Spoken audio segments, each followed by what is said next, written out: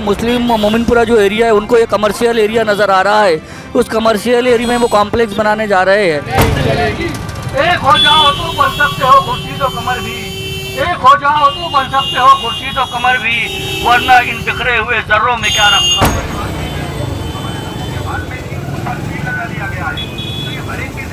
तो ये पूरी कारपोरेशन की जाती है।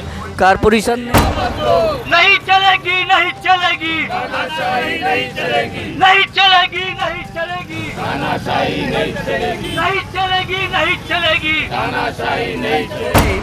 कि ये लाइब्रेरी की जगह महानगर पालिका वापस लेगी और फिर ई लाइब्रेरी बनाएगी और उसको कमर्शियलाइज करेगी, यानी वो ब्रीच ऑफ कंडीशन नहीं होगा क्या? इसको ज़रा सोचा जाए। उसका अतिक्रमण कौन हटाएगा? लाइब्रेरी हटाएंगी। लाइब्रेरी के हाथ में ताकत दी क्या आपने? लाइब्रेरी के हाथ में पुलिस फोर्स है क्या?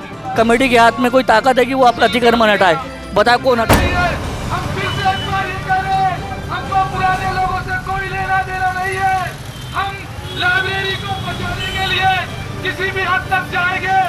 आपके सामने ये देख रहे हैं, ये धरना प्रदर्शन हो रहा है मुस्लिम लाइब्रेरी मोमिनपुरा नागपुर में। मुस्लिम लाइब्रेरी के सामने कुछ लोग जो धरना प्रदर्शन कर रहे हैं, मुस्लिम लाइब्रेरी को कॉरपोरेशन द्वारा सील कर दिया गया है और ये धरना प्रदर्शन कॉरपोरेशन के सील किए जाने पर किया जा रहा है। हम जानने की कोशिश करेंगे इनसे कि ये धरना प्रदर्शन क्यों किया जा रहा है, इसमें इनका क्या मकसद है और मुस्लिम लाइब्रेरी को क्यों सील की गई। जैसा कि आपसे मैंने कहा कि हमारे सामने में जो धरना प्रदर्शन हो रहा है, यहाँ पे कुछ जिम्मेदार और आंदोलनकारी यहाँ मौजूद है। हम इनसे जानने की कोशिश करेंगे कि इनका मकसद क्या है और मुस्लिम लाइब्रेरी को क्यों सील किया गया। नहीं चलेगी, नहीं चलेगी, नहीं चलेगी, नहीं चलेगी, नहीं चलेगी, नहीं चलेगी, नहीं चलेगी, नहीं चलेगी, नहीं चलेगी। वापस दो, वापस दो मुस्लिम लाइब्रेरी, वापस दो, वापस दो, वापस दो मुस्लिम लाइब्रेरी, वापस दो। नहीं चलेगी, नहीं चलेगी, तानाशाही नहीं चलेगी, नहीं चलेगी, नहीं चलेगी, तानाशाही नहीं चलेगी। एक हो जाओ तो बन सकते हो खुर्शीद और कमर भी, एक हो जाओ तो बन सकते हो खुर्शीद और कमर भी, वरना इन बिखरे हुए जर्रों में क्या रखा है। आपने सवाल किया कि इन्हें क्यों क्या नाम अपना सील किया गया, तो मैं बताऊँ ये पूरी कारपोरेशन की जाती है। कारपोरेशन ने मुस्लिम मोमिनपुरा जो एरिया है उनको ये कमर्शियल एरिया नज़र आ रहा है। उस कमर्शियल एरिया में वो कॉम्प्लेक्स बनाने जा रहे हैं।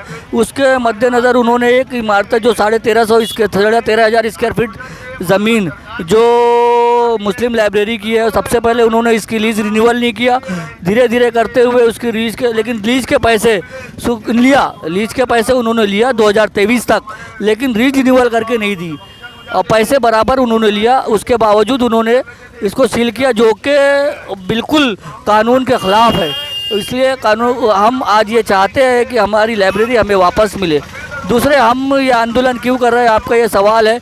आपको मालूम है इतनी बड़ी ज़मीन, इतना बड़ा इलाका हमारे समाज के पास, हमारे कौम के पास पूरे मध्य नागपुर, क्या पूरे नागपुर में नहीं है।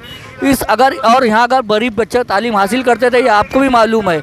और हम ये चाहते हैं कि ठीक है, लाइब्रेरी से जो कमेटी रही होगी उनसे कोई गलती हुई होगी, अब हम इसे अपने हाथ में लेकर पूरी तरह से हम बच्चों की तालीम के लिए इसे खोलना चाहते हैं। कॉरपोरेशन और उनके जो अफसरान आते हैं उनका कहना ये है कि जो मुस्लिम लाइब्रेरी और ग्राउंड को सील किया गया, कभी महक की तरह हम गुलों से उड़ते हैं, कभी महक की तरह हम गुलों से उड़ते हैं, कभी धुओं की तरह पर्वतों से उड़ते हैं। जैसा कि कॉरपोरेशन के जो लोग यहाँ आते हैं, ऑफिसर आते हैं, उनका कहना यह है कि हमें मुस्लिम लाइब्रेरी से उतनी दिक्कत नहीं थी। यहाँ जो क्राउड हुआ, यहाँ अतिक्रमण हुआ, जो कमर्शियल जो क्राउड हुआ, उस वजह से हमको ये काम ज़्यादा ज़रूरी करना पड़ा। भाई, अतिक्रमण हटाना किसका काम है? अतिक्रमण हटाना शहर को, पूरे शहर में अतिक्रमण आप हटा रहे हो। पूरे शहर से अतिक्रमण एनएमसी के जो जोन वाइज है, जोन कार्यालय है, वो अतिक्रमण हटा रही है। और नागपुर यहाँ जो अतिक्रमण हुआ उसका अतिक्रमण कौन हटाएगा? लाइब्रेरी हटाएंगी। लाइब्रेरी के हाथ में ताकत दी क्या आपने? लाइब्रेरी के हाथ में पुलिस फोर्स है क्या?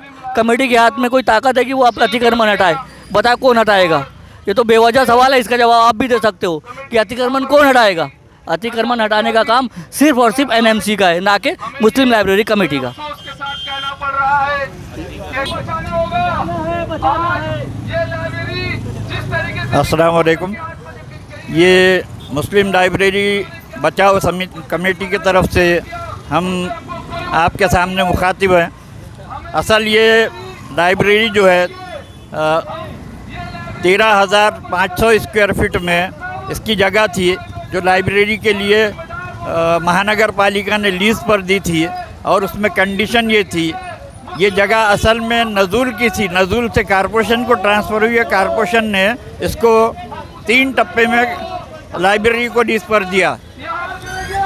लीज़ पर देने के बाद में लीज़ में कंडीशन ये थी कि आप इसको सिर्फ लाइब्रेरी के लिए यूज़ करेंगे। और उसी एतबार से पुराने हमारे पूर्वज जो थे यहाँ पर, ख़ास करके जो पुराने पूर्वजों ने इसकी बुनियाद डाली, जिसके मेन करता धरता जो थे उस वक्त के एमएलए यूसुफ शरीफ साहब थे,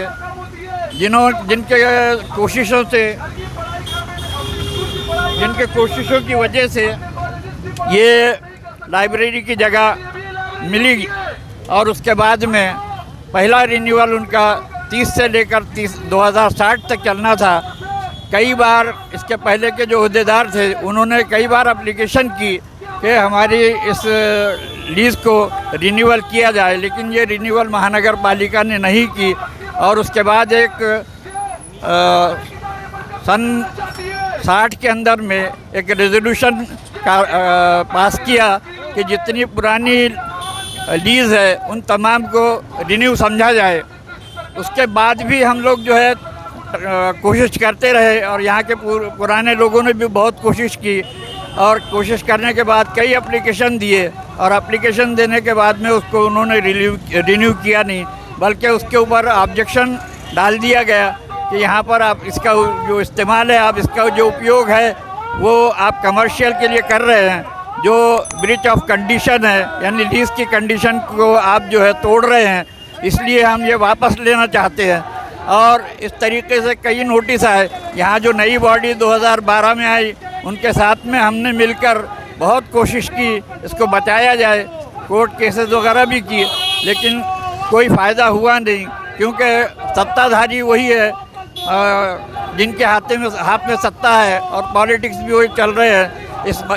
अब बताइए कि ये सबसे बड़ी एक दुर्दैवी बात होगी कि ये लाइब्रेरी की जगह महानगर पालिका वापस लेगी और फिर ई लाइब्रेरी बनाएगी और उसको कमर्शियलाइज करेगी। यानी वो ब्रीच ऑफ कंडीशन नहीं होगा क्या? इसको ज़रा सोचा जाए, और इसके ऊपर थोड़ा सा सोचकर इस आंदोलन में हम तमाम को शरीक होना चाहिए। ये 1930 की बिल्डिंग है जो हमारे पूर्वजों ने बनाया है, इसको बचाना हमारे लिए लाजमी है।